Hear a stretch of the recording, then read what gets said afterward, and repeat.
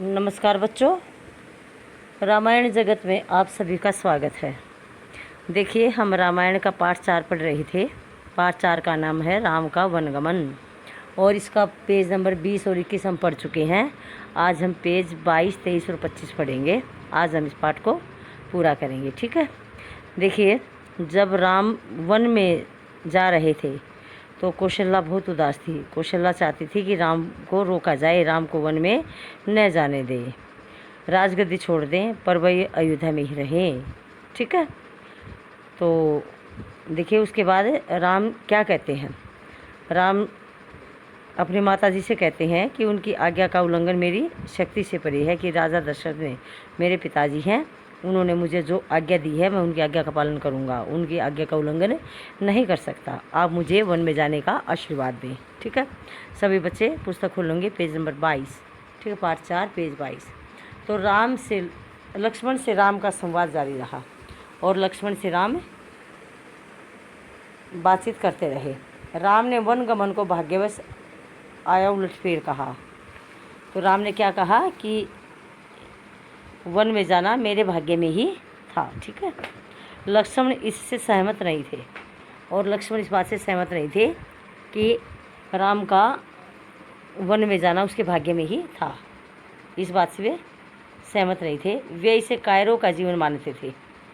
उन्होंने राम से कहा, आप बाहुबल से अयोध्या का राज सिंहासन छीन ले, देखता हूँ कौन विरोध करता है। लक्ष्मण ने क्या कहा, लक्ष्मण थोड़े गुस्से वाले थे, राम शांत थे। तो लक्ष्मण ने राम से कहा कि आपके बाहुबल, आपके अंदर इतनी शक्ति है, अपनी बाहों की शक्ति से अयोध्या का राज सिंहासन छीन लो, शक्ति से छीन लो, ठीक है। और देखता हूँ इस बात का कौन विरोध करता है, ठीक है। अधर्म का सिंहासन मुझे नहीं चाहिए। राम ने कहा कि अधर्म का, जो धर्म के अनुसार नहीं है, ऐसा राज मुझे नहीं चाहिए। मैं वन जाऊँगा, मेरे लिए तो जैसा राज सिंहासन वैसा ही वन, कि मेरे लिए तो राज सिंहासन और वन एक जैसी ही बात है, दोनों मेरे लिए बराबर हैं। कौशल्या ने स्वयं को संभाला, उठी और राम को गले लगा लिया। वे राम के साथ वन जाना चाहती थी। कौशल्या भी चाहती थी कि राम के साथ वन में मैं भी जाऊं। राम ने मना कर दिया, कहा कि वृद्ध पिता को आपके सहारे की अधिक आवश्यकता है, कि पिताजी बूढ़े हो चुके हैं और आपके सहारे की ज़रूरत है पिताजी को, आपने पिताजी की सेवा करनी है, ठीक है। कौशल्या ने राम को विदा करते हुए कहा, जाओ जाओ पुत्र, 10 दिशाएं तुम्हारे लिए मंगलकारी हों, कि अब जाओ और 10 की 10 दिशाएं तुम्हारे लिए मंगलकारी रहेंगी, ठीक है। मैं तुम्हारे लौटने तक जीवित रहूंगी और जब तक तुम वापस आओगे, अपने 14 वर्ष का वनवास काटकर वापस आओगे, तब तक मैं जिंदा रहूंगी। कौशल्या भवन से निकलकर राम सीता के पास गई, सारा हाल बताया, विदा मांगी, माता पिता की आयु का उल्लेख किया, ठीक है। तो कौशल्या भवन से निकलकर राम सीता किसके पास गए, सीता के पास गए, उनको सारी बात बताई, सारा हाल बताया, ठीक है। और माता पिता की आयु का उल्लेख किया, माता पिता की उम्र के बारे में बताया कि वो वृद्ध हो चुकी है, उनका ध्यान रखना, उनकी सेवा का आग्रह किया, उनकी सेवा करने की प्रार्थना की, ठीक है। कहा, प्रिय तुम निराश मत होना, 14 वर्ष के बाद हम फिर मिलेंगे। राम के वन गमन का समाचार तब तक सीता के पास नहीं पहुंचा था, तब तक सीता को नहीं पता था कि राम वन में जा रही हैं। सीता को इस बात की खबर नहीं थी।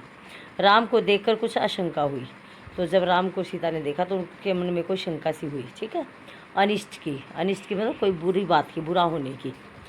तो देखिए, अब राम ने विदा मांगी तो सीता व्याकुल हो गई। राम ने वन में जाने की विदा मांगी तो सीता जो परेशान हो गई।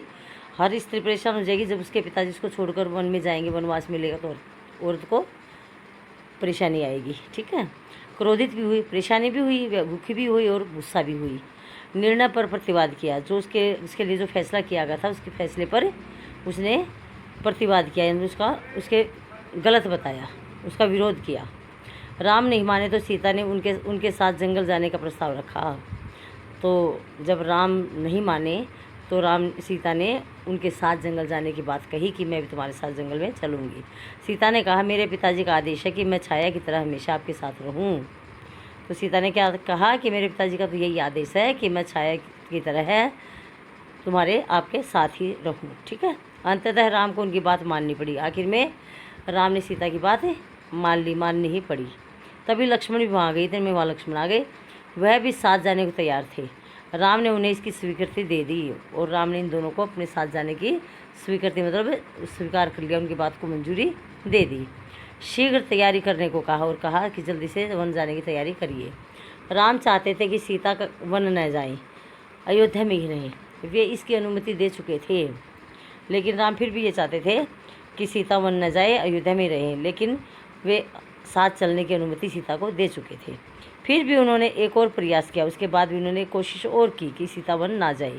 उन्होंने सीता से कहा, सीता वन का जीवन बहुत कठिन है, रहने का ठीक स्थान है, भोजन का ठिकाना कठिन है कदम कदम पर। तो राम ने उनको समझाया, दोबारा से फिर समझाया कि जंगल का जीवन बहुत मुश्किल है, वहाँ पर रहने का सही स्थान भी नहीं है और न वहाँ भोजन का कोई स्थान है कि ठीक से भोजन भी मिल पाएगा। हर कदम कदम पर वहाँ पर हमें कठिनाइयाँ आएंगी हमारे लिए। ठीक है, तुम महल में पली हो और ऐसा जीवन कैसे जी सकोगी, तुम जंगल का जीवन, वन का जीवन कैसे जियोगी, वहाँ कैसे रह पाओगी। तो सीता ने उसकी बात का, राम की बात का कोई भी उत्तर नहीं दिया, मुस्कुरा दी, हंस पड़ी। और उसे पता था कि राम अपने दिए वचन का पालन से पलट नहीं सकते, क्योंकि सीता जानती थी कि राम ने जो वचन दिया है अपने दिए हुए वचन से वो पलट नहीं सकते, अपने वचन को वापस नहीं ले सकते। सीता को इस बात का पता था। राम वन जा रहे हैं, यह समाचार पूरे नगर में फैल चुका था। नगरवासी दशरथ और कैकई को धिक्कार रहे थे। तो सब सारे नगर में, सारी अयोध्या में यह समाचार फैल चुका था कि राम जो वन में जा रहे हैं। और नगर में रहने वाले जो लोग थे वो दशरथ को, कैकई को धिक्कार रहे थे, उनको बुराइयां दे रहे थे। कुछ देर पहले जहाँ उत्सव की तैयारियां थी वहाँ उदासी ने घर कर दिया। सड़कें गीली थी लोगों के आंसुओं से। अब थोड़ी देर पहले तो सबके मन में बहुत खुशियाँ थी, उत्सव की तैयारी हो रही थी, राम के राज्याभिषेक की तैयारी हो रही थी। और थोड़ी देर बाद वहाँ चारों तरफ उदासी उदासी फैल गई और सड़कें, लोगों के आंसुओं से सड़कें गीली हो गई। लोग इतना रो रहे थे कि आंसू गिर गिर के सड़कें भी गीली हो गई, ऐसा लग रहा था जैसे बारिश हो गई है। ठीक है, सबकी पेज नंबर निकालेंगे 23। देखिए, सबकी इच्छा थी कि राम सीता वन न जाएं। वे उन्हें रोकना चाहते थे पर बेबस थे। सब लोग चाहते थे कि राम सीता जो है वन में न जाएं, हम उनको रोके, लेकिन उनको रोकने के लिए वो बेबस थे, मजबूर थे, रोक नहीं पा रहे थे। राम, सीता और लक्ष्मण जंगल जाने से पहले पिता का आशीर्वाद लेने गए। महाराज दशरथ दर्द से करा रहे थे। महाराज दशरथ बहुत परेशान हो थे, उनको परेशानी के कारण दर्द हो रहा था। तीनों रानियां भी वहीं थी, मंत्री आसपास खड़े थे। मंत्रीगण रानी कैकई को अब भी समझा रहे थे, सभी मंत्री जो है कैकई को अभी भी समझा रहे थे कि अपना वचन वापस ले लो। शुभ थे पर तर्क का साथ नहीं छोड़ना चाहते थे। ठीक है, ज्ञान, दर्शन, रीति नीति, परंपरा सबका हवाला दिया।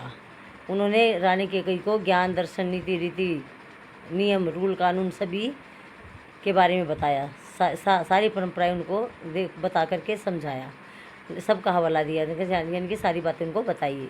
लेकिन कैकई अपनी बात पर अड़ी रही। ठीक है, राम ने कक्ष में प्रवेश किया। राम ने कमरे में घुसे, कमरे में प्रवेश किया तो दशरथ में जीवन का संचार हुआ। तो ऐसा लगा जैसे दशरथ ने नया जीवन लिया है।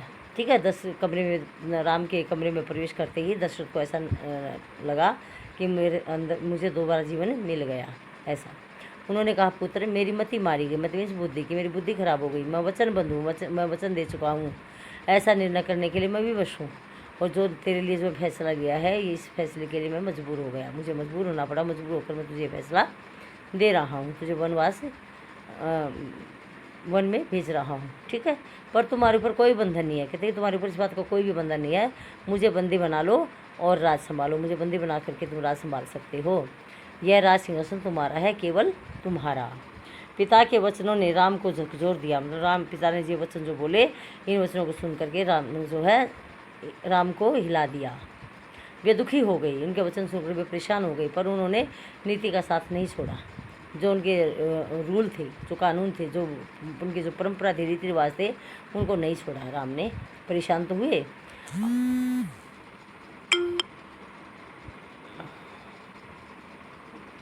भाई मर गए भाई। पिताजी के वचन सुन करके राम बहुत दुखी हुए, लेकिन उनके जो रीति रिवाज थे तो राम ने अपने रीति रिवाजों का साथ नहीं छोड़ा। आंतरिक पीड़ा आपको ऐसा कहने पर विवश कर रही है। तो राम ने कहा पिताजी को, दशरथ को, कि जो आपके जो अंदर की जो पीड़ा है, जिस बात से आप परेशान हैं, वह पीड़ा आपको ऐसा कहने के लिए मजबूर कर रही है। दुखी होकर के आप मुझे ऐसा कह रहे हैं। मुझे राज्य का लोभ नहीं है, मैं ऐसा नहीं कर सकता। आप हमें आशीर्वाद देकर विदा करें।